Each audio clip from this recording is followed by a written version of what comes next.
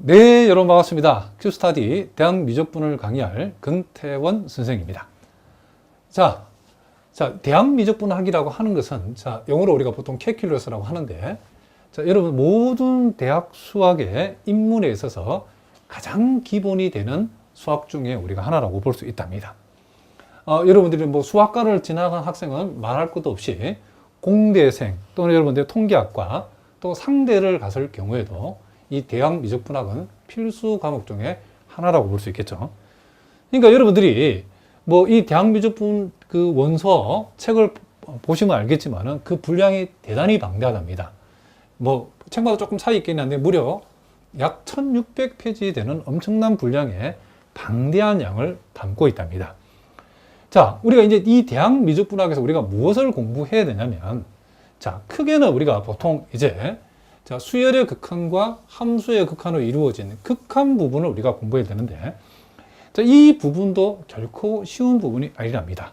여러분들 우리가 고등학교 과정에서는 수열의 극한이나 함수의 극한을 직관적으로 공부했는데, 여러분들이 대학 미적분학에서는 이 극한 부분을 소위 엡실론 델타 논법이라는 것을 이용해서 은밀한 정의로서 이 극한을 우리가 공부하게 된답니다. 요 부분은 특별히 여러분들이 상대를 가시는 학생들은 이제 가볍게 공부하셔도 되지만은, 공대생이라든가 또는 여러분들이 수학과를 가서 임용시험을 준비하는 학생들 입장에서는 또 나중에 여러분들이 뭐 수학과 학생은 뭐 말할 것도 없지만은 여러분 대학원 과정이나 또는 여러분 상급 학년에 올라가서 해석학을 공부해야 될 그런 분들은 이 부분이 해석에게 매우 중요한 기초가 되기 때문에 그런 분들은 각별히 이 부분을 우리가 신경 써서 공부를 하셔야 된답니다. 그래서 여러분 대학 미적분을 펼치면 첫 파트에 주로 이제 이 극한 부분이 나오는데, 고등학교에서 보지 못했던 엡실론이니 델타니 이런 말들이 나와서 굉장히 어려움을 많이 겪게 만드는데, 선생님 강의에서는 이 부분을 여러분들이 확실히 이해할 수 있도록 강의를 할 거랍니다. 그리고 이제 이 미분법과 그 활용, 또 적분법과 그 활용이라는 요 파트는, 요 파트는 다행히도 한 30% 정도는 여러분들이 고등학교 과정에서 공부했던 내용이 나온답니다. 그렇지만 거기서 끝나는 것이 아니고, 이 미분과 적분에 보면 우리 여태까지 경험하지 못했던 이제 삼각함수의 역함수의 역삼각함수의 미분과 적분이 나오고, 또 소위 이제 삼곡선 함수라는 게 있답니다. 삼곡선 함수의 미분과 적분도 이 파트에서 우리가 공부하게 되고, 또 이제 우리가 적분에서도 우리가 소위 이상적분이라는 게 있답니다. 이상적분이라든가 이런 다양한 내용들을 우리가 이 파트에서 우리가 공부를 하게 될 것이고, 또 그리고 우리가 여태까지 보지 못했던 이제 극좌표, 그러니까 우리가 하트 모양 같은 것을 우리가 함수로 표시하려고 그러면 극좌표를 이용해야 된답니다. 그리고 이제 우리가 급수에 대해서도 우리가 공부할 텐데, 우리가 고등학교 과정에서는 매우 간단한 무한등비 급수 정도를 공부했지만은 대학 과정에서는 테일러 급수로 우리가 대표되는 중요한 급수들을 우리가 공부를 하게 될 거랍니다. 또 이 급수의 뭐 판정이라든가 이 부분도 그 분량이 몇백 페이지에 해당되는 많은 분량이랍니다.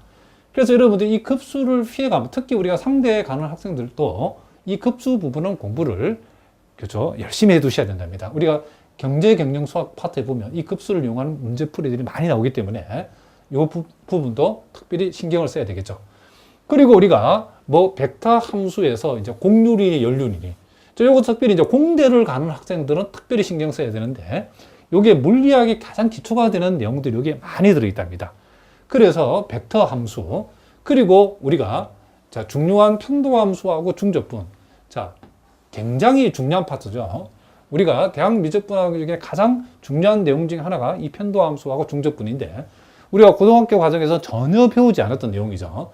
그러니까 우리가 고등학교에서는 일변수 함수에 대해서 미분하고 적분을 공부했는데, 이 대학 미적분학에서는 이변수 함수, 삼변수 함수, 소위 이제 다변수 함수들의 미분과 적분을 공부하는 게 이 편도 함수와 중적분인데, 대학 미적분학에서 이 분량이 대단히 많은 분량을 차지하고 있답니다. 그리고 이제 마지막 부분이 벡터 캘큘러스라고 하는 부분인데, 소위 이것은 여러분들이 공대를 지망하고, 뭘 수학과는 뭘 말할 것도 없지만은 공대를 가시는 분들은 요 벡터 캘큘러스 부분은 여러분이 앞으로 공부할 공업 수학에서 대단히 중요하답니다. 이 안에 보면 선적분이니, 면적분이니, 그린 정리, 스토크 정리, 발산 정리 등등등. 자, 공대를 지망하는 학생들은 이 벡터 캘큘러스를 그쵸 적당히 해가지고는 여러분들이 물리학 공부할 때 어려움을 겪을 수 있고, 특별히 공업 수학을 공부해야 될 학생들은 이 부분을 철저하게 공부하셔야 됩니다. 물론 이제 상대나 또는 여러분들이 통계학과를 가는 학생들은 이 벡터 캘큘러스 부분까지 그 앞에까지만 공부하면 되어진다라고 얘기할 수 있답니다. 자, 우리가 이 대학미적분을 공부할 학생들을 굳이 구분해 보면 여러분들이 수학과나 공대생은 자, 이 대학미적분 우리 Q스타디 기준에서 1, 2, 3로 되어 있는데 1, 2, 3를 다 공부하셔야 된답니다. 자, 보통 책은 그렇죠. 여러분 학교에서 배우는 교재는 보면 대학미적분 1, 2로 되어 있는데 그 분량이 너무 방대해서 Q스타디 대학미적분학은 1, 2, 3로 구성되어 있는데 요 3에 해당되는 부분이 바로 요 벡터 캘큘러스 부분이라고 보시면 된답니다. 그렇기 때문에 수학과나 공대생은 대학미적분 1, 2, 3를 다 해야 되고, 물론 임용시험을 준비하거나 편입시험을 준비하는 경우에도 이 1, 2, 3를 다 해주시면 좋답니다. 물론 여러분들이 편입시험을 준비하는 경우에는 여러분들이 우리 Q스타디 대학미적분학 수준의 공부를 꼭 다 할 필요가 있는가 이런 학생들이 많이 있는데, 여러분들이 편입시험만 친다고 끝나는 게 아니고 편입시험을 치고 어차피 여러분이 대학에 들어가게 되면 이와 같은 내용을 공부를 다 하셔야 된답니다. 그렇기 때문에 편입시험을 준비하시는 분들도 임용시험을 준비하는 분들 모두 다 대학미적분 우리가 1, 2, 3를 다 할 필요가 있답니다.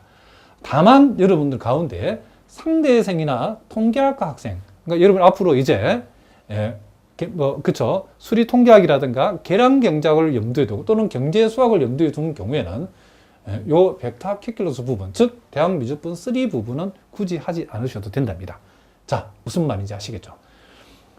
그리고 우리 Q스타디 대학미적분의 강의의 특징은 뭐 한마디로 표현하면 이 기초부터 시작해서 여러분들이 조금 기초가 약한 분들을 대비해서 기초부터 시작해서 심화까지 일단은 대학 수학이라는 것은 한마디로 말하면 정의, 그리고 우리가 보통 데피니션이라고 그러죠. 그리고 이론 또는 시오렘이라는 이 데피니션과 시오렘을 정리를 잘 해야 된답니다.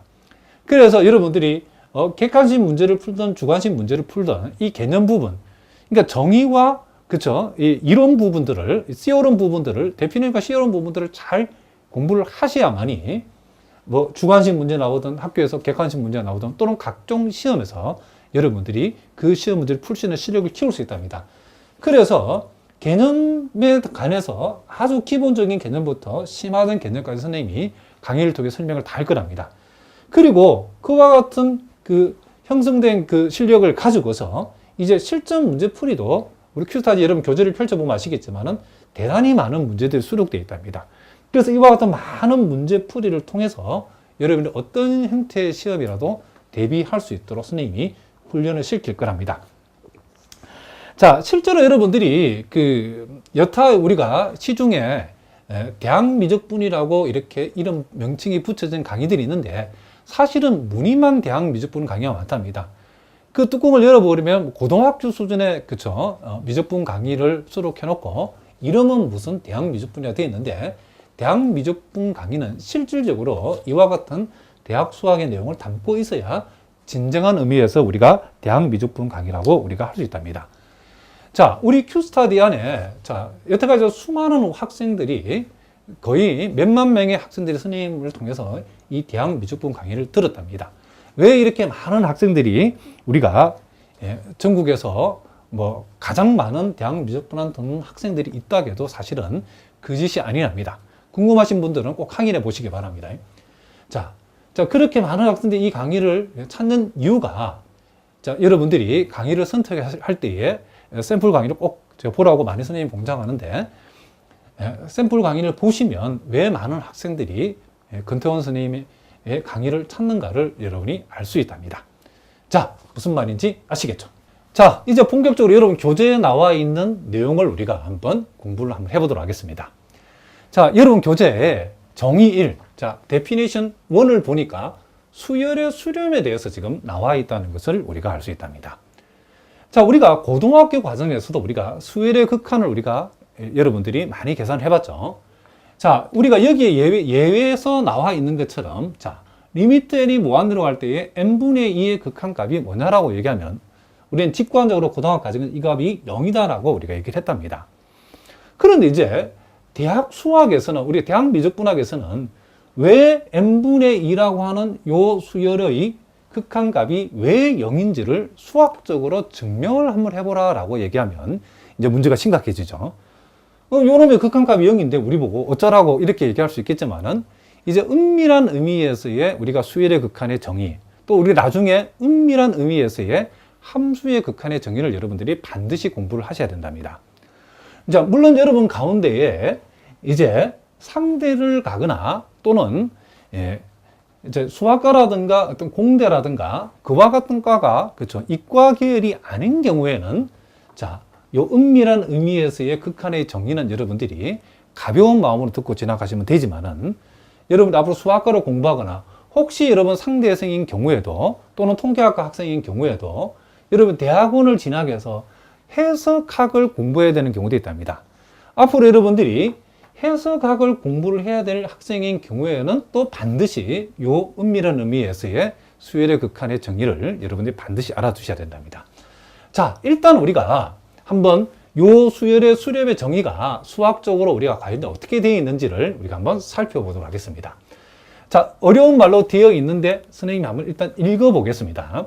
자, 여기 보니까 임의의 양수 엡실론에 대해서, 자, 자연수 K가 존재해서, 자, 그랬을 때 요 가로 안에 엡실론을 붙여놓은 이유는 요 K는 요 엡실론에 대응하는 K, 내지는 요 K는 요 엡실론에 종속되어지는 K라는 뜻으로서 이렇게 표시했답니다. 어쨌든 엡실론 값은 임의의 양수값이고, 이와 같은 임의의 양수값에 대응하는 자연수 K 값이 존재해서, 자, n이 k보다 크거나 같다를 만족할 적에, 자, 요 n이라고 하는 것은 요 수열 입장에서는 항을 가리키는 거죠. 그러니까 n이 k보다 크거나 같다는 말은 이 수열의 항이 k번째 이상인 항일 때의 그런 뜻이랍니다. k번째 이상인 항일 때. 그리고 그 아래에 참고에 나와 있는 것처럼 이제, 자, 절대값에서 이와 같은 두 값을 뺐다는 말은 요 값과 요 값의 수직선상에서 이 두 값 내지는 두 점 사이의 거리를 얘기하는 거죠. 그러니까 절대치 xn-x라고 하는 것은 xn이라는 값하고 x라는 값하고의, 자, 내지는 xn과 x라는 이 두 점 사이의 거리가 엡실론보다 작다를 얘기한다. 이렇게 해석하면 된답니다. 그럼 이제 이게 수열이니까 이 수열에, 그러니까 k번째 이상이 되는 이 수열의 모든 항들이, 자, 요 x는 특정한 값이랍니다. 특정한 값 x하고의 거리가 엡실론보다 작다를 만족했을 때에 우리는 이 수열 xn이라 하는 것이 극한 x에 수렴한다라고 얘기하고, 우리가 알고 있는 대로 리미트 n이 무한 들어갈 때 xn의 극한값이 x라고 이렇게 표시하겠다는 거죠. 그러니까 xn의 극한값이 x라고 하는 것들의 수학적 정의를 이렇게 우리가 얘기했다는 거죠. 자, 우리가 한번 읽어보니까 사실은 이제 무슨 말인지 아직 느낌은 안 오죠. 그러면 구체적으로 요걸 우리가 조금 더 우리가 선생님이 해석적으로 적어놨는데 요 내용도 한번 읽어보고, 또 예를 통해서 요것이 요 수열의 수렴의 정의가 어떤 의미를 갖고 있는지를 우리가 예를 통해서 한번 살펴보도록 하겠습니다. 그러니까 여기에서 우리가 요 수열의 수렴의 정의의 우리가 의미는 이 수열 xn이 극한 x에 수렴한다라고 하는 것은, 자, 여기 보니까, 자, x의 임의의 엡실론 근반 x 마이너스 엡실론 콤마 x 플러스 엡실론을 잡았을 때라고 했죠. 자, 일단 여기서 우리가 x의 엡실론 근방이 이제 무슨 말인지 살펴봅시다. x의 엡실론 근방이라는 것은 요 x라는 값을 기준해서 오른쪽으로 엡실론만큼 떨어진 범위, 또 왼쪽으로 엡실론만큼 떨어진 범위, 즉 x 플러스 엡실론과 x 마이너스 엡실론 요 간격, 요 바운다리를 우리는 요 x의 엡실론 근방이라고 얘기한답니다. 그러니까 지금 우리가 x의 임의의 엡실론 근방을 잡았을 때에, 적당한 자연수 K가 존재해서, 자, 이 K라고 하는 것은 이제 수열의 항을 표시한다겠죠. 그러니까 이 수열 XN 입장에서는, 자, N이 K보다 크거나 같다라고 하는 말은 이 수열의 항들 중에서 K번째 이전항을 뺀 나머지 모든 항, 그러니까 K번째 항, K 플러스 1번째 항, K 플러스 2번째 항, 이런 식으로 K번째 이상이 되는 모든 항들이 X의 엡실론 근방에 들어간다는 것을 의미한다. 자, 무슨 얘기냐면 요 X 값을 기준으로 해가지고 엡실론 근방을 만들었을 때 이 엡실론 근방 안에 요 수열의 항들이 요 엡실론 근방 안에 들어온다는 말은 X, 특정한 값 X하고 그 수열 사이의 거리가 요 엡실론보다 뭐다? 작다는 말하고 엡실론 근방 안에 들어온다는 말하고 어떤 말이다?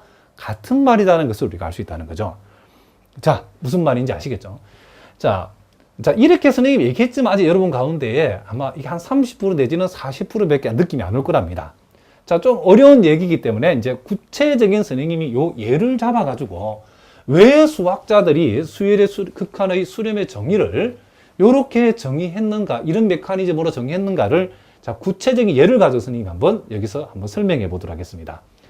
자, 일단 우리가 수열 xn이 n분의 2라고 이렇게 한번 둬보겠습니다.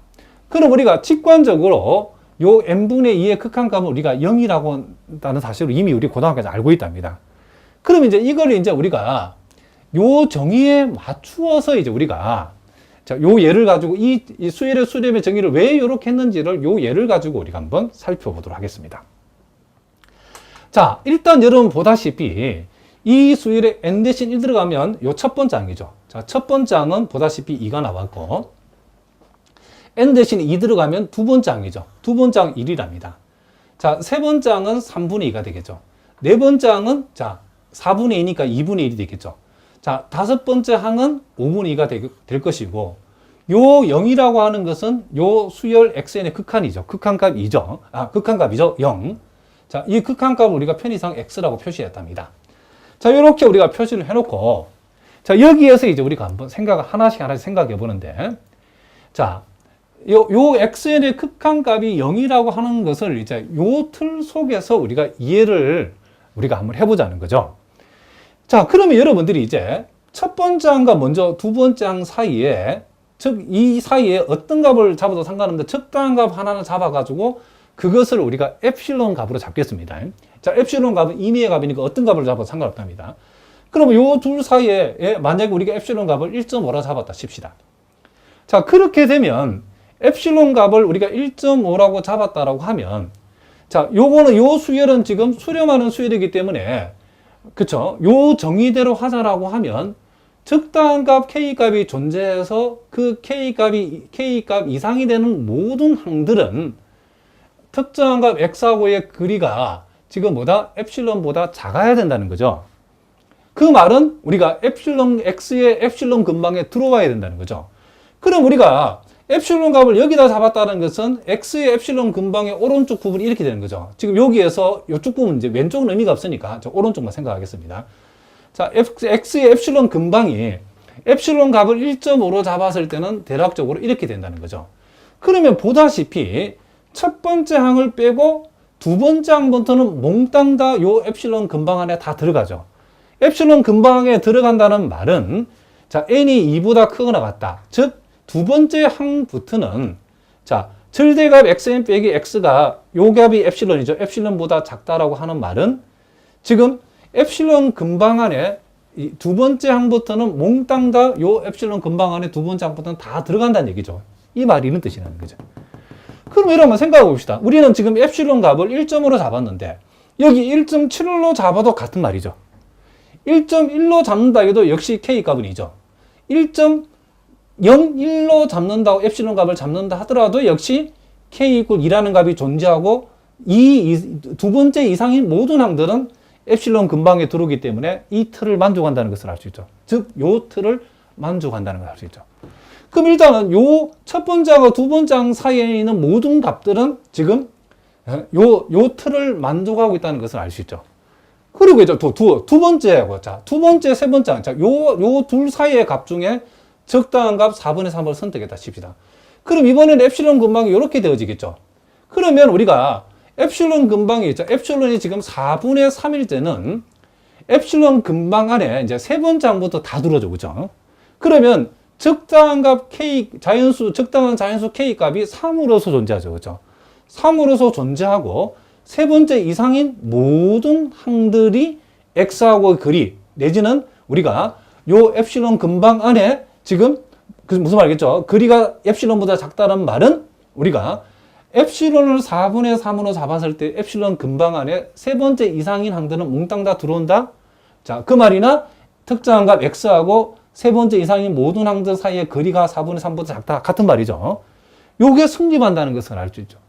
그럼 여러분들이 요 두 번째 항과 세 번째 항 사이의 값을 꼭 4분의 3이 아니더라도 어떤 다른 값을 엡실론 값으로 잡는다 하더라도 우리는 세 번째 이상인 모든 항들은 엡실론 근방항에 들어간다. 즉 이와 같은 틀 내지는 이 틀을 우리는 만족한다라고 얘기할 수 있겠죠. 그러면 같은 원리로 이번에는 엡실론을 자 12분의 7이라고 하는 것은 이제 3분의 2분의 1 사이 값이랍니다. 그럼 엡실론 근방을 이런 식으로 잡는다 했을 경우에는 네 번째 이상인 항들은 몽땅 다 엡실론 근방 안에 들어오기 때문에 이와 같은 엡실론 값에 대해서 이와 같은 부등식이 성립한다는 것은 무슨 말이겠죠? X의 엡실론 근방 안에 네 번째 이상인 모든 항들은 다 들어온다 그런 얘기죠. 자, 무슨 말이겠죠? 그럼 이런 식으로 계속 진행되다 보면 분명히 엡실론 값을 엄청나게 작은 값을 잡아보겠습니다. 1000만 분의 1을 잡았다 칩시다. 그러면 엡실론 값이 요 특정 값 X의 거의 그 근처에 딱 붙어 있겠죠. 어쨌든 아무리 요 엡실론 값을 우리가 작게 잡는다 하더라도 분명히 이와 같은 흐름에 의해서 적당한 자연수 K 값이 존재할 거고 그 적당한 자연수 K를 세모를 했을 때 세모 이상 번째 항이 되는 모든 항들은 세 번째 이상이 세모 번째 이상이 되는 모든 이 수열의 항들은 특정한 값 X 사이의 거리가 요 엡실론 값인 1000만 분의 1보다 작다라고 우리가 얘기할 수 있겠죠. 그럼 이런 식으로 계속 가다 보면 어떤 일이 벌어지죠? 결국 엡실론은 한없이 작아지고 있고 K 값은 항의 값들은 항들이 그렇죠. 엡실론 근방 안에 들어가는 최초의 항인 K 값들은 한없이 이런 값들은 커지겠죠. 커지는데 이 수열의 항들하고 특정한 값 X 사이의 거리, 그쵸? 그 거리는 요 엡실론 값이 엄청나게 작아지기 때문에 결국 XN하고 X는 거의 딱 붙어 있다라고. 이런 식으로 계속 나가면 이 수열 X에는 요 X라는 특정한 값이 한없이 가까워진다는 것을 우리가 얘기할 수 있다는 거죠. 자, 무슨 말이겠죠? 그러면 이와 같은 것들을 만족한다는 것은 결국 요 수열 XN의 극한값은 우리는 뭐다? 0이라고 얘기해도 크게 문제가 되지 않는다는 거죠. 실제로 그러면 우리가 이 X의 엡실론 근방을 잡아서 이와 같은, 그쵸? 메커니즘을 수학자들이 만들 적에 이 엡실론 값은 우리가 어떤 값을 잡아도 상관이 없죠. 그쵸? 무슨 말이겠죠? 어떤 수렴하는 수열을 우리가 살펴봤더니 엡실론 값을 어떤 값을 잡는다 하더라도 우리가 그 엡실론에 대응하는 적당한 K가 존재하고 그 N이 K보다 크거나 같다 할 때, 즉 수열의 항이 K번째 이상이 되는 모든 항에 대해서 무슨 말이겠죠? 특정한 값 X하고 K번째 이상이 되는 항들 사이의 간격이 거리가 엡실론보다 작다를 우리가 만족시킬 수 있다는 것을 우리가 알 수 있다는 거죠.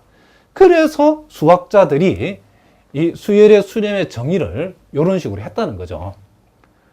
그러니까 지금 이 표현은 요 특정값 X의 엡실론 근방 안에 K번째 이상이 되는 모든 수열의 항들이 들어간다를 만족시키는 요 적당한 자연수 K 값이 존재했을 때에 우리는 이 수열 XN이 극한 X에 수렴한다라 얘기하고 그것을 우리가 알고 있는 대로 이렇게 표시한다는 거죠. 자, 무슨 말이겠죠? 아마도 여러분들이 선생님이 요 설명을 들었을 때에 자, 보통 책에서는 이런 설명이 전혀 나오지 않기 때문에 여러분 선생님을 잘 들으셔야 된답니다. 자, 여러분들 한 60% 정도만 이해하면 된답니다. 이제 구체적인 문제를 통해서 조금 더 연습하면 이제 계속 좀 감이 오겠죠. 이게 쉬운 내용은 아니랍니다. 자, 그래서 우리가 이 부분을 봅시다. 그럼 결국 우리는 이제 우리가 임의의 양수 엡실론에 대해서 이 엡실론을 어떻게 잡는다 하더라도 x의 엡실론 근방에 들어가는 최초의 항, 우리 그걸 k번째 항이라고 그러죠. 이 k번째 항을 요 엡실론에 대응하는 k번째 항을 생각할 수 있었다는 거죠. 수렴하는 경우에. 그래서 우리가 다음과 같은 정의를 만들었다는 거죠. 우리는 임의의 양수 엡실론에 대해서 적당한 자연수 k 내지는 요 엡실론의 값에 대응하는 자연수 k 값이 존재해가지고 n이 k보다 크거나 같다일 때 이 수열이 k번째 이상인 항이라고 했을 때에 그와 같은 항과 x 사이의 특정과 x 사이의 거리가 엡실론보다를 작다를 만족하면 우리는 xn의 극한값이 x라고 우리는 얘기해 주겠다. 내지는 정의하겠다. 그런 얘기랍니다. 자, 그러면 이제 우리가 예제 1번을 통해서 이제 실전적으로 연습을 한번 해보겠습니다. 자, 리미트 n이 무한대로 할 때 n분의 1의 극한값이 0이라는 사실을 증명 한번 해보라 그랬답니다. 자, 굉장히 황당하죠. 뭐 0인데 어쩌라고 이렇게 얘기할 수 있겠죠. 자, 어쨌든 우리가 이 증명할 적에 이제 요 틀을 이제 이용해서 우리가 이제 증명을 하자는 거죠. 자, 그러면 이제 우리가 먼저 정답을 듣기 전에 이런 문제는 먼저 여러분들 대략적인 스케치. 자, 말이 좀 웃긴데 스케치를 먼저 선생님하고 한번 해보겠습니다. 자, 그럼 요 공식에, 자, 이 틀에 맞춰서 이제 얘기를 해야 되는 거죠. 그래서 우리는 일단 요 임의의, 자, 양수, 자, 엡실론에 대하여, 자, 요것을 만족하는 자연수 K가 존재한다는 사실을 보이면 되는 거죠. 그럼 요 틀대로 한번 가봅시다. n이 K보다 크거나 같아일 때, 자, n이 K보다 크거나 같아일 때에, 자, 여기에서 이제 xn 빼기 x라고 하는 것은 이제 구체적으로 여기서 xn은 여기서 n분의 1이죠. n분의 1이고 요 x라는 특정한 값은 여기서는 0이죠. 그러니까 n분의 1 빼기 0이라고 하는 값. 자, 이것은 절대값 n이 자연수니까 결국 이렇게 n분의 1이 되는 거죠. 자, 이 값, 즉 이 값이 뭐보다 작다는 사실. 엡실론보다 작다를, 자, 요것을 만족하는, 자, 뭐가 존재한다? 그렇죠. 자연수 K가, 그렇죠. 요걸 만족하는 자연수 K가 존재함을 보이면 되죠. 그렇죠. 지금 우리가 증명해야 될 방향이 이렇게 되어진다는 거죠. 자, 무슨 말이겠죠? 그런데 이제 우리 이제 실전에서는 여러분들이 이제 구체적으로 이제 문제를 풀 적에 그러면 이 자연수 K를 우리가 어떤 자연수 K가 그쵸 존재하는지를 보여야 되는 것은 앞에서 얘기했지만 이 자연수 K라는 것이 요 엡실론에 종속된 값이라고 그랬죠. 그래 소위 이제 우리가 보통 말로 이 구체적으로 문제를 풀 때는 자연수 K하고 여러분 엡실론하고 엮어야 된답니다. 그럼 어떻게 엮느냐면 일단 이제 포인트가 여기죠. 요 부분 여러분 잘 보셔야죠. 요 부분을 우리가 해서 요걸 n에 관해서 한번 풀어보겠습니다. 양변을 역수치하면 n은 엡실론 분의 1보다 크다라고 하는 요런 포인트가 나오죠. 그죠? 자, 일단은 소위 이제 답안지를 쓸 필요 없고 여기서 여기까지는 우리가 스케치한 거랍니다. 그럼 이제 실제는 답을 적을 때는 어떻게 적냐면 이렇게 적는답니다. 자, 그러면 정의에 맞춰서 자, 임의의 양수 이제 이게 이제 본격적으로 답을 적는 거랍니다. 임의의 양수 엡실론에 대하여 자, 임의의 양수 엡실론에 대하여 우리가 자, 여기서 우리가 n이 엡실론분의 1보다 크다는 사실을 우리가 여기에서 우리가 스케치하는 과정에서 우리가 이미 이제 결과도 알아냈죠. 요 n 대신에 이제 k를 여기다 집어넣으면 됩니다. 자, 왜 집어넣는지를 여러분들이 이제 결과를 보면 다시 알 수 있답니다. 자, n이 엡실론분의 1보다 크다는 사실을 우리 여기서 이제 우리가 스케치 과정에서 확인했으면 요 n 대신에 k를 집어해가지고 k가 우리가 이제 적당한 자연수 k를 선택하는데 임의의 양수 엡실론에 대해서 우리는 엡실론분의 1보다도 큰 k 요렇게 k가 엡실론분의 1보다 큰 자연수 요 k를 우리가 그쵸 우리가 잡는다는 거죠. 이렇게 잡으면 자, 그러면 이제 우리가 여기서 n이 k보다 크거나 같다일 때에 자, 여기 보니까 어떤 이와 같은 엡실론에 종속되는 적당한 자연수 K가 존재해야 되는데, 그 우리가 K를 잡았을 때 뭐가 성립해야 되냐면 여기서 여기까지가 성립해야 된다는 거죠. 자, 그러면 n이 K보다 크거나 같아일 때에, 자, 그러면 여기서 우리가 K를 우리가 엡실론보다 1보다 큰 자연수 K 값을 잡았을 때에 이거는 자, n이 K보다 크거나 같다.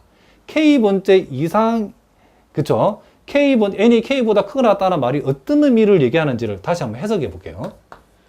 자, 우리가 n이 K보다 크거나 같다 했는데, 우리는 여기서 K 값을, 자연수 K 값을 엡실론보다 1보다 크다를 잡은 거죠. 그럼 이렇게 잡게 되면 우리가 어떤 일이 벌어지냐면, 자, n이 K보다 크거나 같고 K는 엡실론보다 1보다 크기 때문에 n 입장에서는 엡실론보다 1보다도 n이 크다가 되겠죠, n도. 그렇기 때문에 n이 지금 엡실론분의 1보다 크다를 얘기하는 거고, 이 말은 뒤집으면 n분의 1이라는 것은 엡실론보다 작다를 얘기하는 거죠. 자, 이렇게 얘기한다는 것을 우리가 알 수 있다는 거죠. 자, 그러면 그렇게 되어지면 n이 k보다 크거나 같을 때, 즉 이렇게 되었을 때에 지금 우리가 보여야 되는 것은, 자, 요게 성립한다는 사실을 보여야 되죠. 즉 절대치 xn 빼기 x라고 하는가, 즉 요것은 지금 우리는 n분의 1이고, 자, 요 값이 0이니까 n분의 1 빼기 자, 0의 절대치, 즉 이 말은 n분의 1을 가리키는 거죠. 그런데 n분의 1은 n이 k보다, 자, k가 지금 엡실론분의 1보다 크다라고 하는 자연수 k 값으로 잡았다라고 했을 때는, 잡았더니 n이 k보다 크거나 같다고 하는 말이 결국 n분의 1이 엡실론보다 작다를 의미하기 때문에 우린 여기서 n분의 1은 엡실론보다 작다라고 얘기할 수 있죠. 이 말은 결국은, 자, 여기서 말하는 요 값, 요 부분, 내지는 요 부분이 엡실론보다 작다라고 하는 요 틀을 지금 만족하고 있죠. 요렇게 되어진다는 거죠. 그러니까 우리가 임의의 양수 엡실론에 대해서 요것을 만족하는 K 값, 자연수 K 값을 선택했더니 K번째 이상이 되는 모든 항에 대해서는 지금 절대치 xn 빼기 x가 엡실론보다 작다를 만족한다는 것을 알 수 있죠. 그렇게 되면 우리가 이 수열의 수렴의 정의에 의해서 우리는 n이 무한대로 갈 적에 그렇죠, n분의 1의 극한값은 이 특정한 값 뭐다? 0이다라고 얘기할 수 있다. 그렇죠? 요렇게 우리가 얘기할 수 있다는 거죠. 자, 무슨 말이겠죠? 그러니까 우리가 실제 여러분들이 증명 문제를 풀 적에 요 부분이 바로 생각나는 게 아니기 때문에, 자, 답지에는 적을 필요 없지만 여기까지 우리가 소위 사전적인 스케치를 여러분들 한번 해보셔야 된답니다. 그렇죠? 우리가 지금 증명해야 되는 것이 결국은 우리가 지금 xn-x의 절대치가 엡실론보다 작다를 만족하게 하는 무엇을, 적당한 자연수 k가 존재함을 보여야 되는데, 이 적당한 자연수 k를 우리가 요 부분에서 가져와 가지고 요 n 대신에 k를 집어연 것으로 선택을 하면 된다. 요 요령이랍니다. 요렇게 우리가 선택했을 때에 이와 같은 자연수 k를 잡았더니 이 부분이 저절로 성립한다는 사실을 우리가 알아냈다는 거죠. 자, 무슨 말인지 알겠죠? 자, 우리가 몇 문제 더 연습을 한번 해보도록 하겠습니다. 자, 그럼 우리가 예제 2번을 통해서도 우리가 연습을 한번 해보겠습니다. 자, 여기 보니까 수열 n분의 2n 플러스 1의 극한이 2가 된다는 사실을 한번 보여봐라. 자, 요것도 우리가 간단하게 먼저 스케치를 먼저 한번 해보겠습니다. 자, 일단 우리가 임의의 양수,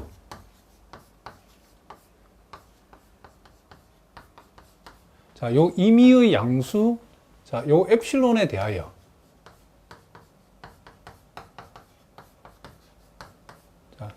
자, n이 k보다 크거나 같아일 때에, 자, n이 k보다 크거나 같아일 때에, 자, 우리가 지금 극한을 내고자 하는 xn에 해당되는 것이 요 n분의 2n 플러스 1이죠.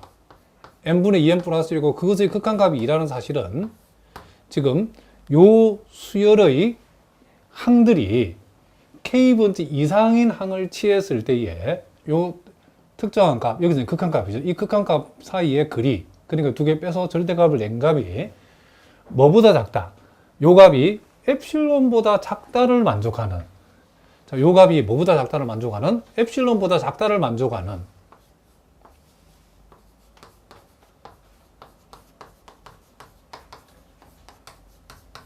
우리가 적당한 자연수 요 K가 존재함을 우리가 보이면 되겠죠. 요게 지금 우리가 보여줄 내용이랍니다. 근데 우리가 그래서 이제 우리가 이 자연수 K를 어떻게 선택할 것인가라는 포인트는 요 부분을 우리가 n에 관해서 일단 풀어놓는 것이 요령이라고 그랬죠. 자, 그래서 우리는 요 부분을 우리가 다시 한번 적어보면, 우리가 n분의 2n이라는 것은 2와 같으니까 요 값에서 요걸 빼면 남는 것이, 자, 다시 한번 적어보겠습니다. 자, 요 부분은 n분의 2n은 2라고 할 수 있고, 자, n분의 1. 자, 2를 뺐으니까 결국 요것은 절대치 안에서 n분의 1만 남았다는 말은 결국 n분의 1이죠. 자, 요것이 지금 뭐다? 엡실론보다 작다. 자, 요 사실로부터 우리는 요걸 요 부분을 n에 관해서 풀면 n은 엡실론 분의 1보다 크다. 자, 요렇게 여기까지는 이제 우리가 답지에는 쓸 필요 없고, 우리가 전반적으로 우리가 전체적인 윤곽을 우리가 잡은 거라고 보시면 된답니다. 그럼 이제 실제 이제 답을 적을 때 이렇게 적으면 되겠죠. 자, 임의의, 자, 다시 한번. 자, 임의의 양수 엡실론에 대하여, 자, 여기에 대응하는, 요 엡실론에 대응하는 이제 우리는 자연수 K 값을 찾아야 되는데, 어떻게 우리가 자연수 K 값을 선택하냐면, 요 부분에서 요 n 대신에 K를 지부해서 우리는 자연수 K 값을 어떻게 선택하냐면, 엡실론 분의 1보다 더 큰, 그쵸? 요걸, 요렇게 되는 자연수 K를 우리가 선택하면, 잡으면 이렇게 하겠습니다. 자, 이렇게 우리가 잡아주면 된다는 거죠. 그렇게 잡으면 우리는 n이 k보다 크거나 같다일 때에, n이 k보다 크거나 같다 할 때에 뭐가 성립해야 되냐면 요 사실이 성립한다는, 즉 요 놈에서 2를 뺀 그것의 절대값이 엡실론보다 작다를 보여야 되는 거죠. 자, 그럼 여기서 이제 그걸 확실하기 위해서 n이 k보다 크거나 같다는 말을 우리가 다시 풀어 적어보면, n이 k보다 크거나 같다라고 했는데 우리는 여기서 k라는 것을 엡실론분의 1보다 큰 값으로 잡았기 때문에 결국 n이 엡실론분의 1보다 크다는 말이고, n이 엡실론분의 1보다 크다는 말은 n분의 1이라는 것은 역수치하면 엡실론보다 작다를 얘기하는 거죠. 그러면 n이 k보다 크거나 같다라고 했을 때에 지금 우리가 보여야 되는 것은, 즉 n분의 2n 플러스 1에서 2를 뺀 요 절대값이 엡실론보다 작다는 것을 보여줘. 그런데 요 값은 결국 뭐보다 n분의 1과 n분의 1이라고 했죠. 그런데 n분의 1이 엡실론보다 작다. n이 k보다 크거나 같다는 말은 n분의 1이 엡실론보다 작다는 얘기죠. k를 2와 같은 값으로 취했을 때는 요 범위를, 요 조건을 만족하는 자연수 k를 선택했다는 말이기 때문에, 무슨 말이겠죠? 요 사실은 여기에서 n이 k보다 크거나 같다 해서 결국 n분의 1이 엡실론보다 작다를 얘기하는 거기 때문에 요렇게 성립한다는 것을 우리가 알 수 있다는 거죠.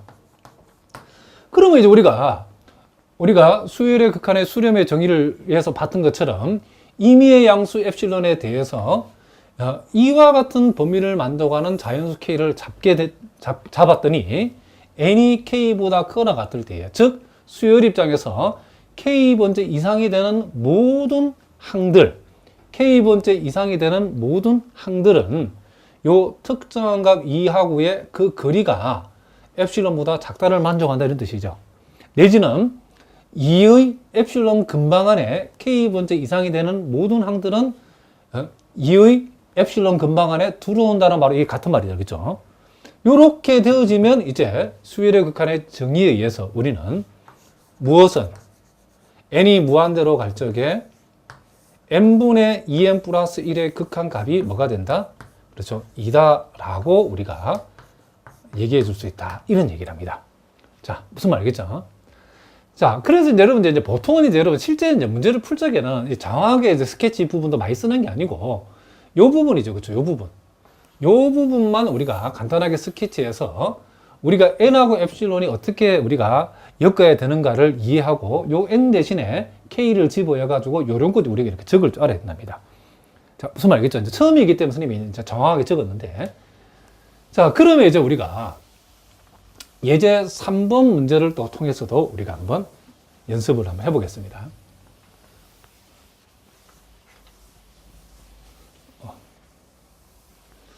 자, 서두에서도 얘기했지만 여러분 가운데에 자, 상대나 무슨 통계학과 학생으로서 요 강의를 듣는 분들은 요 은밀한 의미에서의 이 극한의 정의를 너무 그 깊이 안 파줬다고, 아, 대략적으로 한 이 정도, 아, 그런 흐름이구나 정도만 아시면 되고, 반면에 혹시 여러분 상대 학생이라도 앞으로 대학원 가서 해석학을 공부할 분들은, 공부를 해야 되는 그런 관련 과에 있는 분들은 요 부분을 잘 해야 되고, 물론 여러분 가운데 수학과 같은 경우는 그쵸, 임용시험을 대비하거나 수학과 학생인 경우에는 정말 이 부분을 정말 열심히 하셔야 된다. 매우 중요한 내용이랍니다.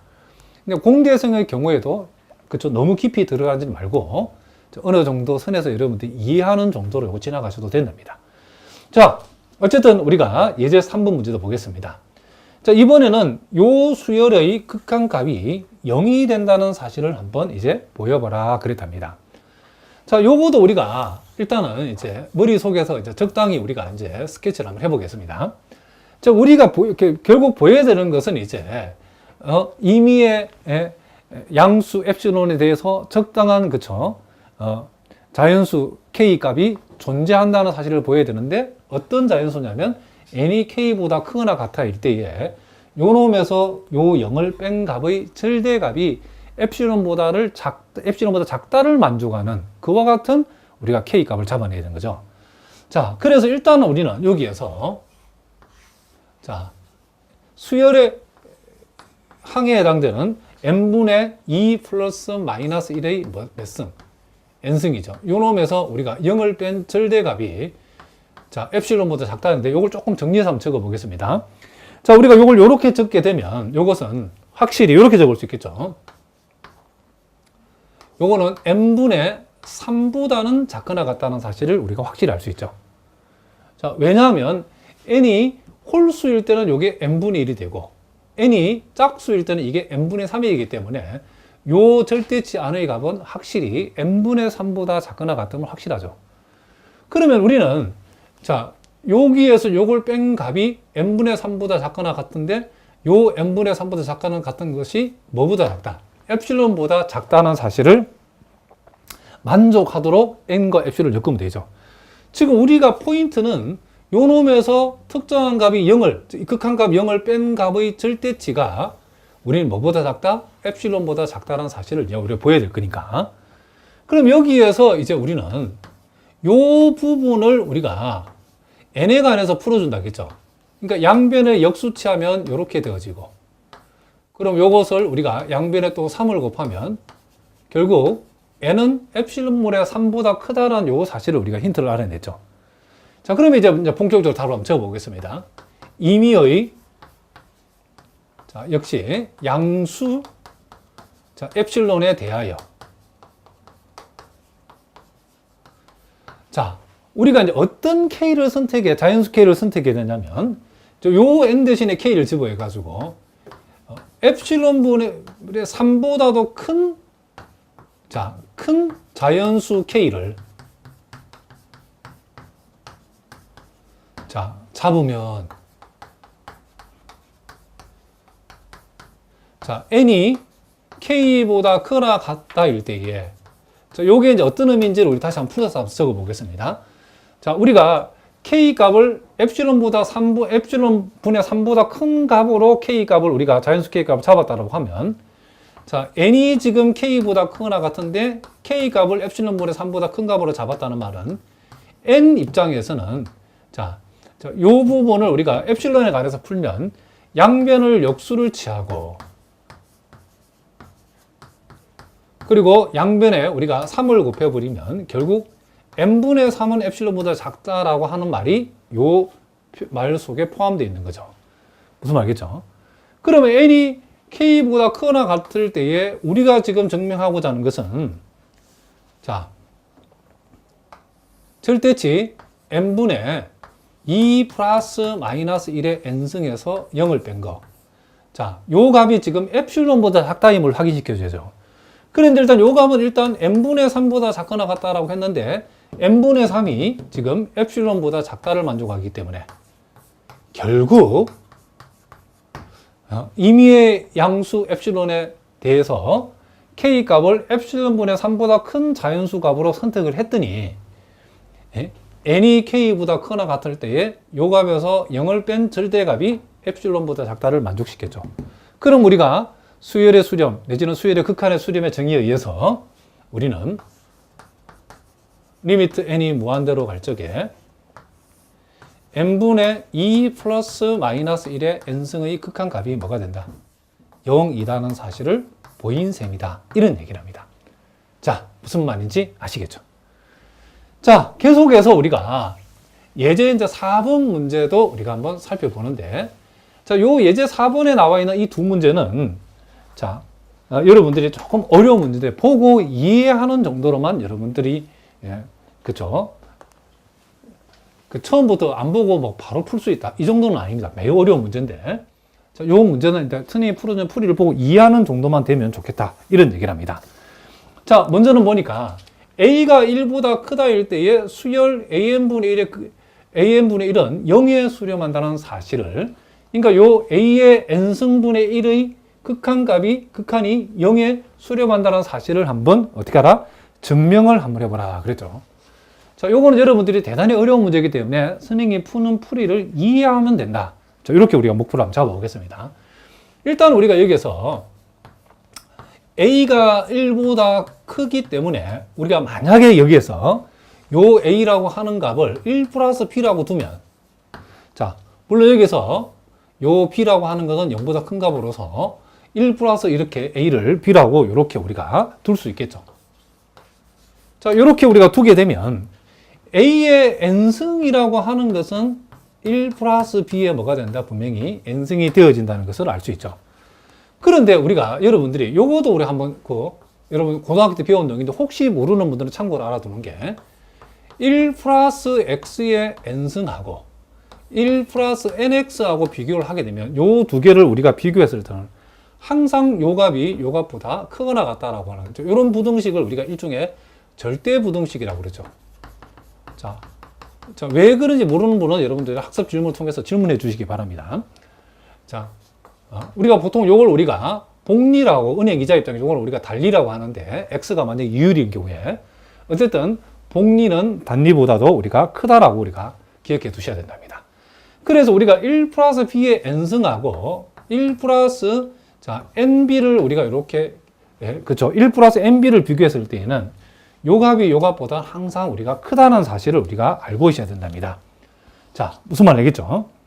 그러면 이제 우리가 여기까지는 우리가 여러분들 답은 써야 되고, 이제부터 이제 요 부분은 이제 답지에는 적지 않고 이제 스케치를 한번 해보겠습니다. 지금 우리가 보여야 되는 부분은 임의의 양수 엡실론에 대해서 우리가 n이 k보다 크거나 같다를 만족했을 때에 우리는 요 a의 n승분의 1에서 자, 이 극한값 0을 뺀 것이 요게 엡실론보다 작다는 사실을 이제 보여야 되는 거죠. 자, 그 부분만 여기다 스케치 해 보겠습니다. 그럼 이렇게 되어지는데, 자, a가 1보다 크니까 an승분의 1은 양수니까 일단 이렇게 나와지겠죠. 그럼 요것은 우리가 보다시피 1 플러스 b의 n승분의 1과 같다는 것을 알 수 있죠. 그리고 요것은 다시 1 플러스 nb분의 1하고 비교했을 때에 지금 요 양변을 역수치하면 부동화 이렇게 되겠죠. 그리고 요걸 다시 n 곱하기 b분의 1하고 비교했더니 요 놈하고 요 놈 비교하면 분모가 작은 게 더 크니까 이렇게 되어진다는 사실을 우리가 알 수 있죠. 무슨 말이겠죠? 우리는 지금 요 값이 결국 궁극적으로 엡실론보다 작다를 보여야 되기 때문에 요 값은 요 값 같고 요 값보다 더 큰 값이 요 값이고 요 값보다 더 큰 값이 더 큰 값이 요 값인데 요 값이 엡실론보다 작으면 요 값은 저절로 엡실론보다 작다를 보이는 거죠. 그래서 이제 우리가 중요한 것은 여기에서 요 부분을 가지고서 요걸 n하고 엡실론을 일단 n하고 엡실론을 엮어서 식을 하나 만들어야겠죠. 양변을 역수를 취하면 부등호 방정이 바뀌면서 이렇게 되어지고, 다시 양변을 우리가 b로 나누면 n은 b 엡실론 분의 1이다라고 하는, 자, 요 중요한 요 힌트를 만드는 식을 하나 얻어냈죠. 자, 요렇게 요까지 완성해 놓고 이제 우리가 답을 적으면 되겠죠. 자, 그러면 우리는 임의의 양수, 자, 뭐에 대해서? 자, 엡실론에 대하여. 자, 요 부분에서 n 대신에 k를 집어여서 우리가 그것을 k의 선택 기준으로 잡으면 되죠. k 값을 b 엡실론 분의 1보다 크다인 우리가 자연수 k를 잡자라고 했죠. 요 범위에 들어가는 자연수 k를 우리가 잡으면, 자, n이 k보다 크거나 같다일 때에, 자, 그럼 요 n이 k보다 크거나 같다가 어떤 의미를 얘기하는지 살펴봅시다. 자, n이 k보다 크거나 같다 해서 우리가 k를 지금 b 엡실론 1로 잡았기 때문에, 자, 다시 n하고 b 입장에서 엡실론에 관해서 풀어버리면 양변에 b를 곱하면, 자, bn은 엡실론 분의 1보다 크고, 양변을 역수치하면 bn분의 1이 자, 엡실론보다 작다. 자, 이걸 얘기하는 거죠. 자, 어쨌든 n이 k보다 크거나 같다일 때에, 자, 우리가 이제 궁극적으로 보이지 않은 것은, 자, 절대치 an 승분의 1에서 0을 뺀 절대값이, 자, 여기 보다시피, 여러분 보다시피 이렇게 쓸 수 있고, 그리고 우리가 요것을 또 이렇게 적을 수 있고, 요것은 1 플러스 nb분의 1 보다 작고, 요것은 n 곱하기 b분의 1보다 작은데, 보다시피 n 곱하기 b분의 1은 엡실론보다 작으니까 요렇게 우리가 되어진다는 사실을 우리가 알 수 있죠.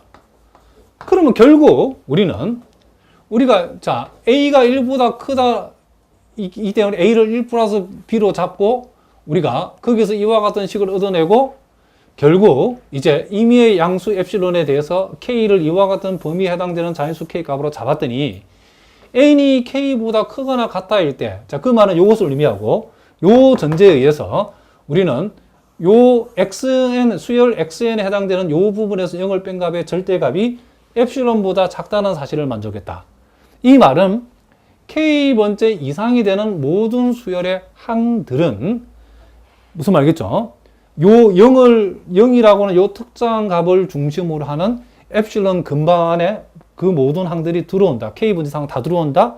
내지는 k번째 이상이 되는 모든 항들은 0하고의 거리가 엡실론보다 작다를 만족한다. 뭐 그런 뜻이라겠죠. 그래서 그렇게 되기 때문에 따라서 우리는 결국 리미트 n이 무한대로 갈 적에 a의 n승분의 1의 극한값은 뭐가 된다? 0이다라고 얘기할 수 있다. 이런 얘기죠. 그러니까 여기까지 보여주면 된다. 그러니까 이 부분은 여러분들이 이제 답지에는 적을 필요 없고, 우리가 연습지에서 우리가 적어서 확인하는 거고, 답안 작성할 때는 여기서부터 여기서 이렇게 해서 이렇게 적어주면 된다. 이런 얘기죠. 자, 무슨 말 알겠죠? 자, 계속해서 우리가 또 요 두 번째 문제도 우리가 한번 다뤄보겠습니다.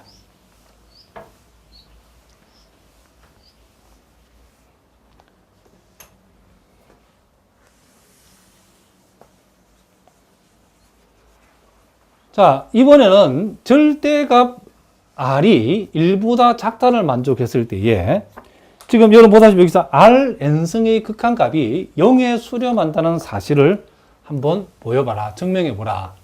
자, 그랬답니다. 자, 요것도 우리가 요렇게 우리가 한번 생각해 볼 수 있겠죠. 지금 우리가 절대값 r이 1보다 작다라고 했죠. 절대값 r이 1보다 지금 작다라고 했기 때문에 우리는 절대값 r이라고 하는 것을 1 플러스 a분의 1, 그리고 여기서 요 a는 0보다 크다. 요렇게 우리가 일단 둬도 상관이 없겠죠. 그렇죠? 자, 요 문제도 여러분 욕심을 내지 말고 보고 이해만 하면 좋겠다. 이런 얘기를 합니다. 자, 그럼 요렇게 되었을 때 우리가 n이 2 이상일 때에 n이 2보다 크거나 같을 때에 r의 n승의 절대값을 한번 생각해 봅시다. r의 n승의 절대값은 양변을 우리가 n승한 거죠. 그럼 1 플러스 a의 n승을 얘기하는 거고, 요것은 우리가 앞에서와 마찬가지로 1 플러스 a의 n승하고 1 플러스 na를 비교하면 항상 요놈이 요놈보다는 크다라고 했죠. 그렇기 때문에 요 양변을 역수치했다라고 생각하면 1 플러스 na분의 1 하고 비교하면 이렇게 되어지죠. 그럼 요것은 다시 na분의 1보다 작다가 되어지고, 자, 무슨 말이겠죠?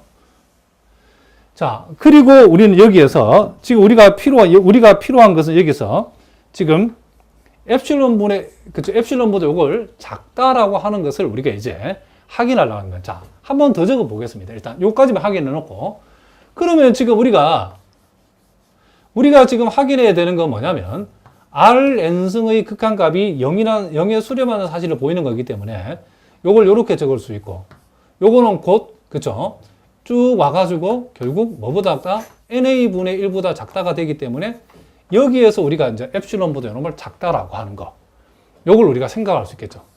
자, 그러면 우리가 요 부분에서 우리는 뭘 끊어낼 수 있냐면 양변을 역수치하면 이렇게 되어지고, 다시 양변을 a로 나누어 버리면, 자, n은 a 엡실론분의 1보다 크다라는 요 중요한 힌트를 얻어낼 수 있겠죠. 자, 그러면 여기 이제 답을 적어 보겠습니다. 똑같이 임의의 우리가 양수 요 엡실론에 대하여, 자, 요 부분에서 우리가 요 n 자리에 k를 넣어서 k는 a 엡실론분의 1보다 크다를 만족하는 자연수 k를 잡으면 되죠. 자, 자연수 k를 이렇게 우리가 잡으면, 자, n이 k보다 크거나 같다일 때에, 자, 요 말이 의미하는 말은, 자, 이런 말이죠. n이 k보다 크거나 같다, 이 말은, 자, 자, k가 a 엡실론분의 1보다도 크다를 만족하기 때문에, 자, 요 n하고 요 부분을 우리가 적어보면, 양변을 다시 역수치하면 이렇게 되어지고, 자, 양변을 a로 나눠버리면 na분의 1은 엡실론분의 작다를 만족하는 뜻이죠. 그러니까 k를 a 엡실론분의 1보다 큰 자연수 값으로 취했다는 말은 n이 k보다 크거나 같아일 때라는 이 말이 이것을 의미한다는 거죠. 이것을 의미한다. 그랬을 때에 우리는, 자, 우리가 증명하고자 하는 것은, 자, 증명하는 마지막 부분은 Rn승에서 0을 뺀, 그러니까 Rn승과 이 수열의 모든 항들과 0하고 0항 사이의 거리가, 물론 K번지 이상항이죠. K번지 이상이 되는 모든, 그쵸, 수열의 항들과 0 사이의 거리는 지금 엡실론보다 작다는 사실을 보여야 되는 거죠. 근데 요것은 우리가 아까도 얘기했지만은, 여기에서 1 플러스 a의 n승분의 1을 얘기하는 거고, 요것은 1 플러스 na분의 1보다 작다는 얘기하고, 이것은 다시 na분의 1보다 작다를 얘기하는데, na분의 1은 엡실론보다 작다가 되기 때문에 결국 rn승 빼기 제로라고 하는 것은 엡실론보다 작다는 사실을 우리가 증명했다는 거죠. 그러니까 임의의 양수 엡실론에 대해서 k가 이와 같은 부등식을 만족하는 자연수 k를 선택을 했더니 k번째 이상이 되는 이 수열의 모든 항들은 요 0의 엡실론 근방 안에 들어온다. 내지는 그 k번째 이상이 되는 모든 항들은 0하고 거리가 엡실론보다 작다를 만족한다. 이런 뜻이죠. 이렇게 되어지기 때문에 따라서 우리는 리미트 n이 무한대로 갈 적에 요 Rn승의 극한값은 뭐가 된다? 0이 되어진다는 사실을 우리가 알 수 있다. 이런 얘기를 합니다. 그러니까 우리가 고도화 과정에서 R의 절대값이 1보다 작을 때에 Rn승의 극한값은 0이 된다라는 사실을 우리가 직관적으로 알고 있지만 왜 그런가를 여기에서는 수학적으로 어떻게 하다? 증명을 해봤다. 이런 얘기를 합니다. 자, 무슨 말인지 아시겠죠? 자, 이제 우리가 또 데피니션 2에 보니까 유계라고 하는 말이 나오는데, 자, 요 유계란 말도 여러분들이 이제 처음 보시는 분들은 이 용어가 중요하기 때문에 잘 보셔야 된답니다. 자, 일단 우리가 위로 유계라는 말이 있죠. 그리고 아래로 유계라는 말도 있고, 자, 여기 보시는 것처럼 위로 유계이면서 동시에 아래로 유계를 만족하면 그랬을 때 우리는 이것을 유계라고 한다. 이런 얘기죠. 그러니까 유계라는 말 자체는 이제 어떤 수열을 놓고 얘기하는 거죠. 자, 여기 보니까 위로 유계라는 것은 적당한 실수 m이 존재해서 자, 모든 자연수 n에 대해서 수열 xn의 항들이 m보다 작거나 같다를 만족할 때에 수열 xn은 위로 유계를 한다. 그랬답니다. 자, 요 첫 번째 예는 우리가 한번 생각해 볼 수 있겠죠. 자, 어떤 수열 xn이 있는데 이 수열 xn이 자, 위로 유계라고 하는 것은 자, 이 수열의 값들이 자, 이렇게 쭉 오다가 자, 1, 2, 4로 이렇게 딱 끝나는 경우 자, 아주 작은 값에서 쭉 수열의 값이 진행이 되다가 제일 마지막 값이 4로 끝난다 해봅시다. 그러면 우리가 이와 같은 수열은 우리가 이와 같은 수열의 경우에 이 수열의 항을 나타내는 요 xn이라는 것은 분명히 4보다는 그죠 작거나 같은 값이라 할 수 있겠죠. 그러면 이와 같은 이 수열들은 4보다 작거나 같다라 할 수 있지만 5보다도 작거나 같다 할 수도 있고 6보다 작거나 같다 할 수도 있고 7보다 작거나 같다 할 수도 있겠죠. 그러니까 이 수열의 최대값이 4이기 때문에 자, 이렇게 수열이 쭉 진행되다가 1, 2, 4에서 끝난다라고 하면 이 xn이라는 것은 분명히 4보다는 작거나 같다. 작거나 같다는 것은 작을 수도 있고 같을 수도 있다는 말이기 때문에 4보다 작거나 같은 것은 5보다 작거나 같다 할 수도 있고 6보다 작거나 같다 또는 7보다 작거나 같다 이렇게 표현할 수 있다는 거죠. 이렇게 표현했을 때 이와 같은 수열 xn이 4보다 작거나 같다, 5보다 작거나, 6보다 작거나 같다, 7보다 작거나 이렇게 표현했을 때 이와 같은 값들을 우리는 뭐라고 얘기하냐면 이것을 우리는 상계라고 얘기한답니다. 이와 같은 값들을 보다 지금 우리는 상계라고 얘기한다는 거죠. 상계. 그러니까 여기에서 우리가 요 m이라고 얘기했을 때에 요 m을 가리켜서 우리는 뭐라 한다? 상계라고 얘기한다. 이런 얘기를 합니다. 그러면 이와 같은 상계의 값들 중에서 특별히 요거 제일 작은 값을 우리는 뭐라 하냐면 요것을 최소 상계라고 하고 이 최소 상계를 우리가 다른 말로 상한이라고도 이렇게 얘기해 준다. 이런 얘기를 합니다. 자, 뭐라고요? 최소 상계를 뭐라 한다? 상한이라고 얘기한다. 이런 얘기를 합니다.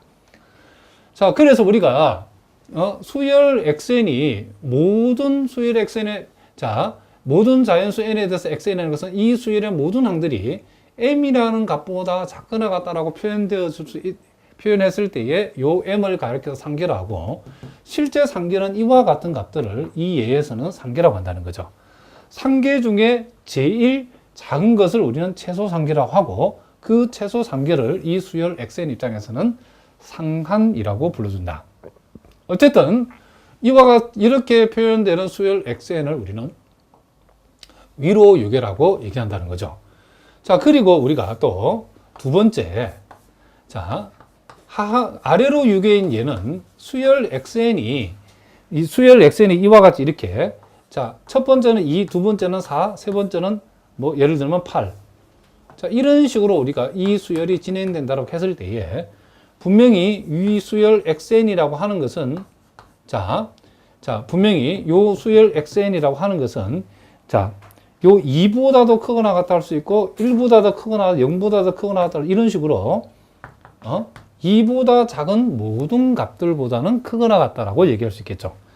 이렇게 했을 때에 이와 같은 값들을 우리가 이렇게 보통 m이라고 표시하고 요 m을 가리켜서 우리는 하계라고 한다는 거죠. 그러니까 어떤 수열이 2보다 크거나 같다 할 수 있고 1보다 크거나 0보다 크거나 같다 이런 식으로 이와 같은 수열은 이렇게 우리가 표시할 수 있겠죠.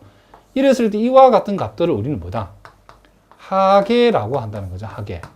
그리고 이 하계의 값 중에서 제일 큰 값 요것을 우리는 최대 하계라고 하고 이 최대 하계를 우리는 다른 말로 하한이라고 이렇게 불러준다. 이런 얘기를 합니다. 자, 무슨 말이겠죠? 최대하게 내지는 하한. 같은 말이죠. 그러니까 모든 자연수 n에 대해서 xn이 m보다 크거나 같다를 만족하는 이와 같은 m이 존재하는 경우에 우리는 이 수열 xn을 아래로 유계, 자 뭐라고요? 아래로 유계라고 우리가 불러준다는 거죠. 그러면 어떤 수열이 위로 유계도 되면서 동시에 아래로 유계될 때에 그와 같은 수열을 우리는 유계라고 얘기한다는 거죠. 그래서 우리가 이 유계의 정의는 적당한 실수 m값이 양수 n값이 존재해서 모든 자연수 n에 대해서 절대치 xn이 m보다 작거나 같다를 만족하면, 그러니까 요 xn이 일정한 값보다는 크거나 같고 일정한 값보다는 작거나 같다를 만족하는 형태로 요 수열 xn이 표현되어질 때에 우리는 이 수열 xn을 가리켜서 뭐다? 유계라고 이렇게 우리가 불러준다, 이런 얘기를 합니다. 자, 무슨 말인지 아시겠죠? 자, 그러니까 일단 우리가 어떤 수열이 유계임을 보이는 증명 방법은 그 수열의 일반항의 절대치가 m보다 작거나 같다를 만족하는 이 적당한 양수 m 값이 존재한다는 사실을 우리가 보여주면 된다, 이런 얘기를 합니다. 자, 그러면 이제 여러분들이 요 시어럼 1이 나와 있는데 요 시어럼 1은 시험에 잘 나오는 중요한 시어럼이기 때문에 잘 보셔야 된답니다. 수렴하는 수열은 여기 보니까 유계다라고 했죠. 자, 어떤 수열이 수렴한다. 그러면 그 수열은 분명히 우리는 이 명제적으로 유계가 참이랍니다. 자, 그게 지금 시어럼 1을 지금 우리가 표현한 거죠. 그러나 여러분들이 그 역은 그쵸, 승립하지 않는다. 요 시어럼은 충분 조건은 성립하지만은 그 반대인 어떤 수열이 유계라고 해서 그 수열이 꼭 수렴하지는 않는다는 것도 여러분이 명심해 두셔야 된답니다. 요 반례는 우리가 여러분 교재 아래 부분에 주의라고 되어 있는 부분을 보시면 그게 나와 있죠. 그러니까 예를 들어서 우리가 x의 n승이 마이너스 1의 n승인 경우에, 자, 이렇게 되어지면 분명히 xn은 1과 마이너스 1을 값을 취하기 때문에 xn의 값은 마이너스 1보다 크거나 같고 1보다 작다. 즉 절대치 xn이 1보다 작거나 같다라고 이렇게 표현할 수 있죠. 그러면 요 사실은 보니까 지금 이 수열 xn은 따라서 뭐다? 유계임이 틀림없죠. 자, 그러나 이게 이 수열이 유계지만은 우리가 요 수열 xn은 수렴하지는 않죠.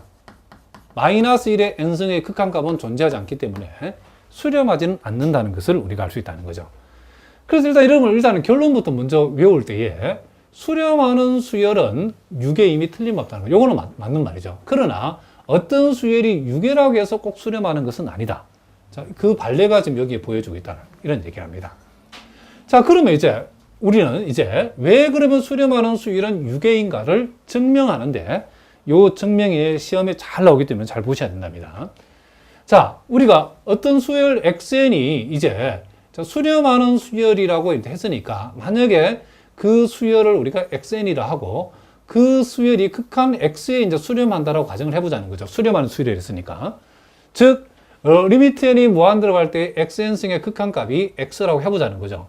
그러면 우리가 어떤 극한이 수렴한다는 것은 극한의 수렴의 정의에 의해서 임의의 양수 엡실론에 대해서 크기에 해당하는 적당한 자연수 k가 존재해가지고 n이 k보다 크거나 같을 때에 xn 빼기 x의 절대치가 엡실론보다 작다가 성립한다라고 했죠.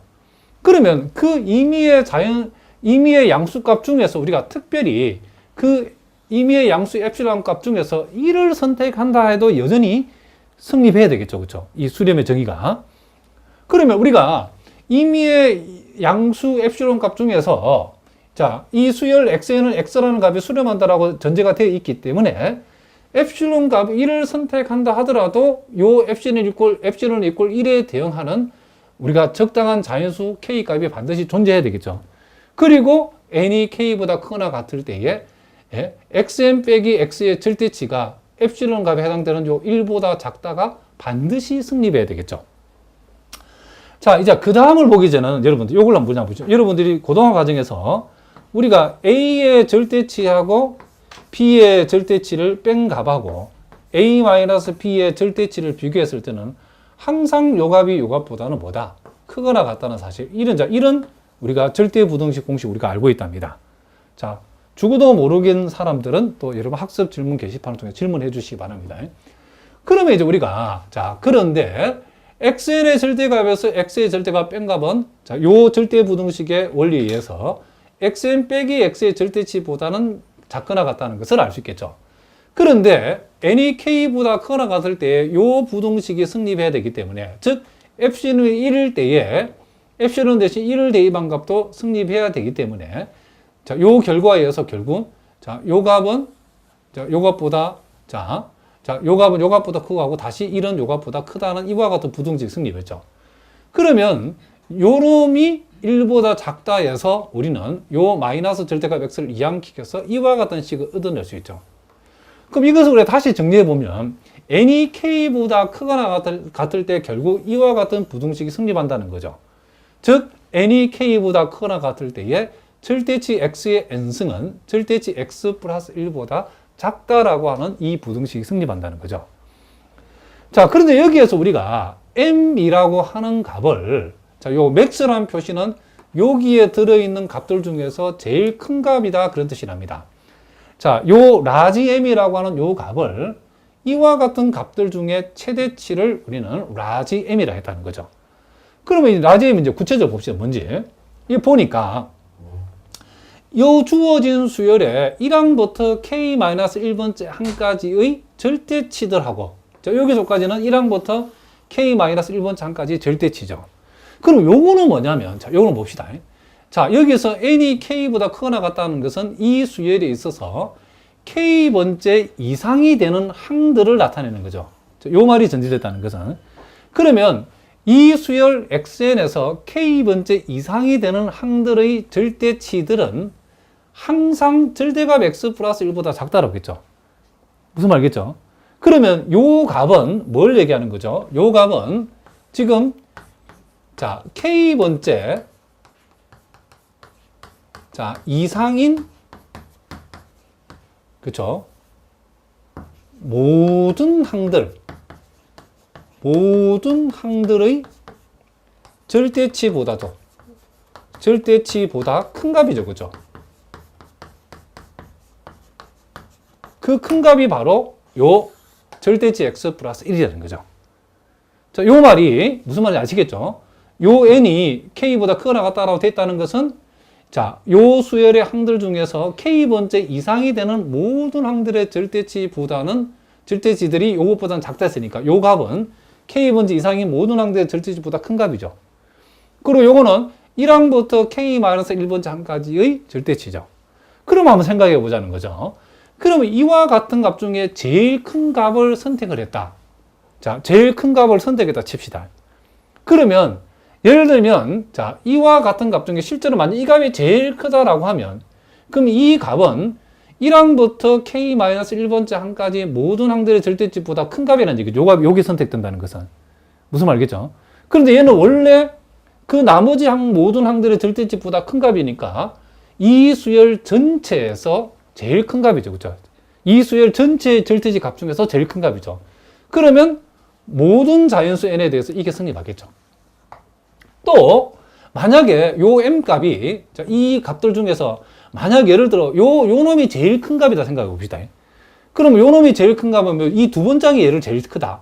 그러면 이 두 번째 항은 1항부터 k-1번째 항들의 절대치보다도 이 두 번째 항의 절대치가 더 크고, 또 요 값보다 더 크다는 것은 나머지 모든 항들의 절대값보다 얘가 더 큰데 그것보다도 얘가 더 크다는 말은 얘가, 그쵸?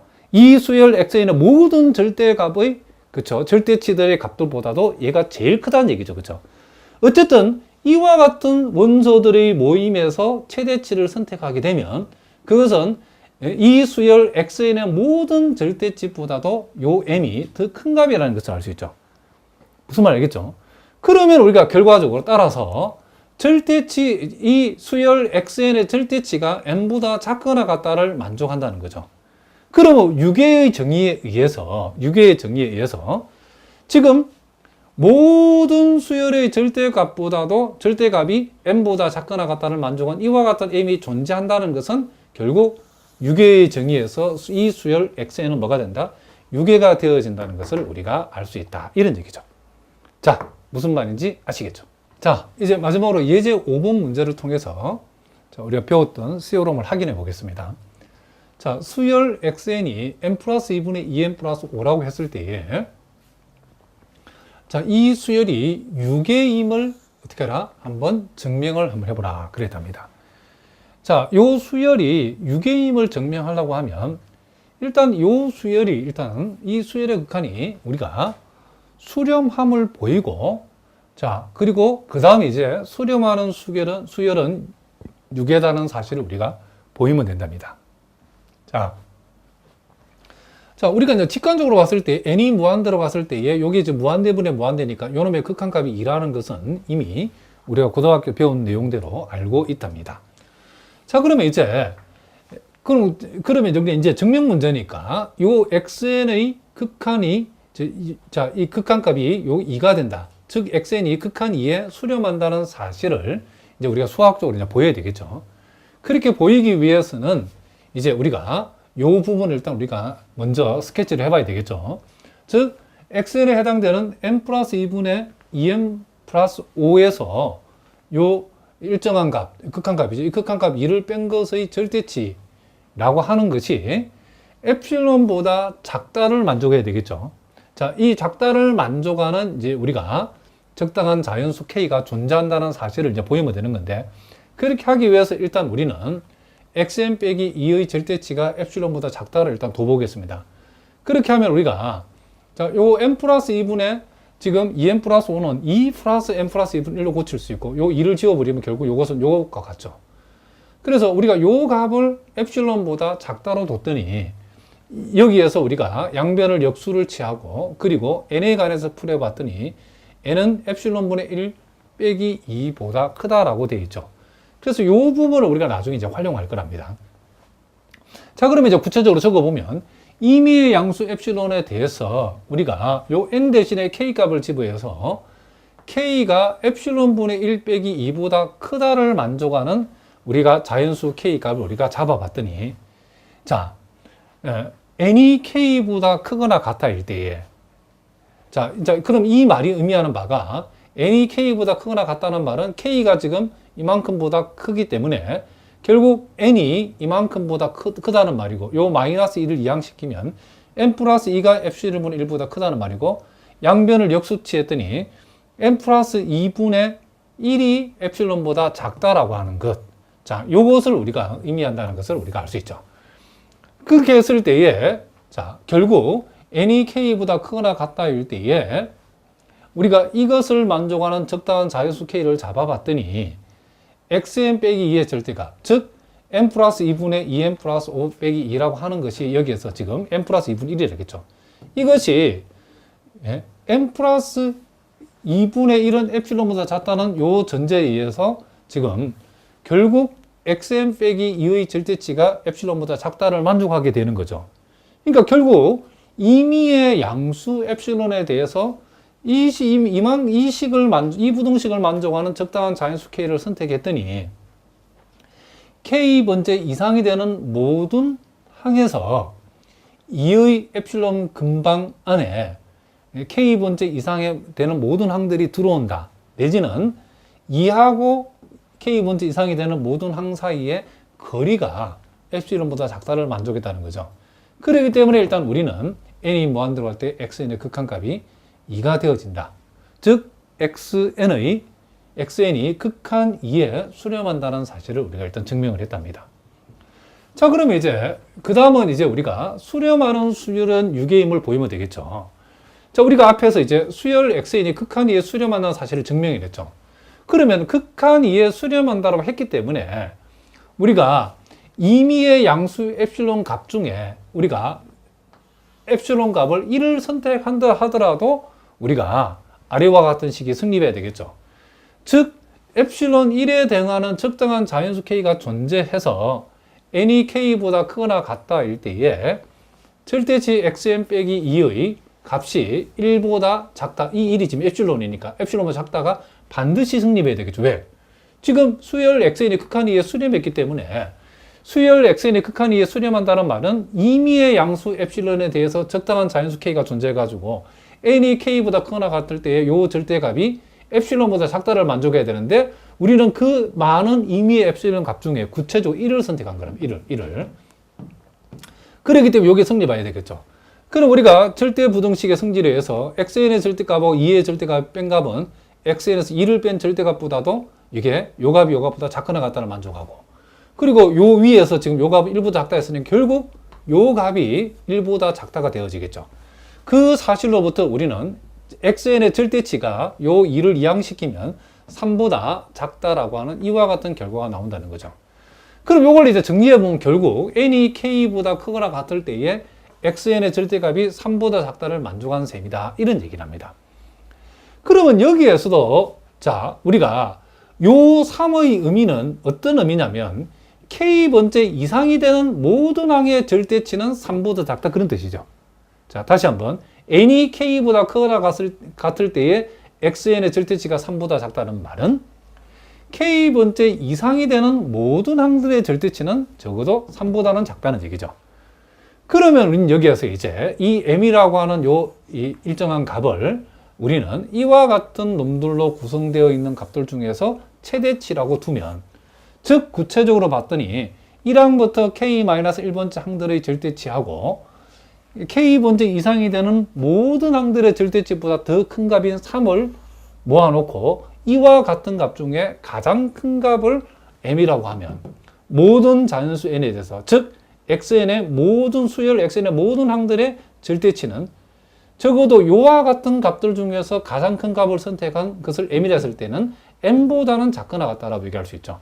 앞에서도 얘기했지만은 이 라지 m이 자, 요 3이 선택되어진다라고 하면 이 3은 요와 같은 값들 중에 일단 제일 큰 값이기 때문에 1항부터 k-1번째 항들의 절대치보다는 절대치보다 큰 값이고, 또 3이 요 결론에 의해서 k번째 이상의 모든 항들의 절대치보다 큰 값이기 때문에 결국 이 수열 xn의 모든 항들의 절대치보다도 이 3은 큰 값이라고 할 수 있죠. 그렇기 때문에 우리는 우리 요 3, m 자리에 3이 와도 성립하는 거고, 그리고 만약에 요 놈이 최대치가 된다라고 하면 3보다도 요 놈이 크고 나머지 모든 항들의 절대치보다 크기 때문에 3이 k번째 이상의 모든 항들의 절대치보다 큰 값이기 때문에 3보다 크다는 말은 결국 요 놈이 전체 모든 항들의 절대치보다 큰 값이 된다는 거죠. 그러니까 요 값이 m이 된다 해도 역시 요 부등식은 성립한다는 거죠. 그러므로 우리가 유괴의 정의에 의해서 어떤 수열의 항의 절대값이 적당한 양수 m보다도 작거나 같다를 만족하기 때문에 이와 같은 수열은 유괴의 정의에서 유괴가 되어진다라고 얘기할 수 있다. 이런 얘기를 합니다. 자, 무슨 말인지 아시겠죠? 자, 이렇게 해서 우리가 첫 시간부터 좀, 그쵸? 중요한 내용들을 많이 공부했는데, 자, 이 대학 수학이라고 하는 것이 여러분들에게 결코 쉬운 수학은 아닙니다. 자, 그렇지만 여러분들이 선생님 강의를 1강부터 차근차근 건너뛰지 않고 차근차근 수강을 하시면 우리가 강의를 처음 우리가 여러분들이 접했을 때는 완벽하게 100% 다 이해가 안 된다 할지라도 처음에는 70%, 좀 더 이렇게 진도가 나가면 80%, 90% 반복하다 보면 여러분들이 원하는 모든 수준의 실력을 분명히 갖출 수 있을 거라고 선생님은 확신한답니다. 자, 오늘 우리가 중요한 내용들을 많이 공부했는데, 자, 앞으로도 계속해서 열심히 선생님 여러분에게 강의를 해 보도록 하겠습니다. 자, 오늘은 여기까지 하겠습니다. 여러분 오늘도 수고하셨습니다.